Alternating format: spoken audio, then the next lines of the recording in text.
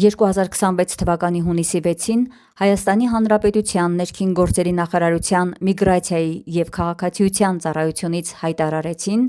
որ Հայաստանի Հանրապետության ընտրողների ռեգիստրում ընդգրկված ընտրողների ընդհանուր թիվը կազմում է 2,485,851 մարդ։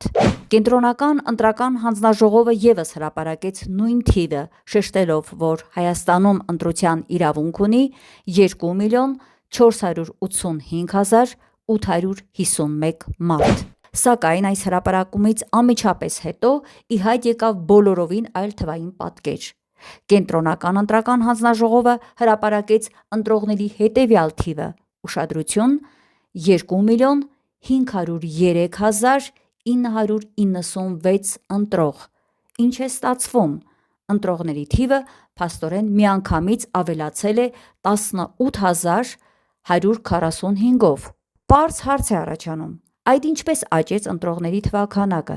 ինչ է տեղի ունեցել իրականում։ ԿՀ-ից լսեցինք հետևյալ պարզաբանումը, թե դրանք գաղտնի ցուցակներ են և ենթակա չեն հանրայնացման։ Անկեղծ ասած, ԿՀ-ի նման հայտարարությունը ավելի խճճեց պատկերը։ Ինչ գաղտնիքի մասին է խոսում։ Ովքեր են 18,000 այդ անձինք, որոնց անունները գաղտնի են պահվում, ինչ են թաքցնում հայ ժողովրդից։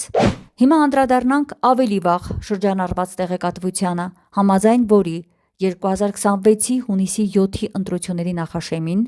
հարևան ոչ բարեկամ երկրից՝ Թուրքիայից, Վրաստանի տարածքով Հայաստան են ներմուծվել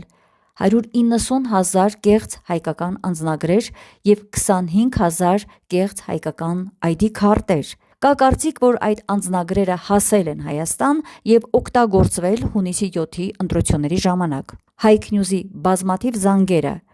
Հայաստանի Հանրապետության ներքին գործերի ոստիկանության, հասարակայնության հետ կապերի և լրատվության վարչություն, ինչպես նաև ներքին գործերի նախարարի մամուլի քարտուղար Նարեկ Սարգսյանին մնացին անպատասխան։ Հետևաբար հարցերը կհնչեցնենք հրապարակավ։ Ինչ գաղտնի ցուցակի մասին է խոսքը,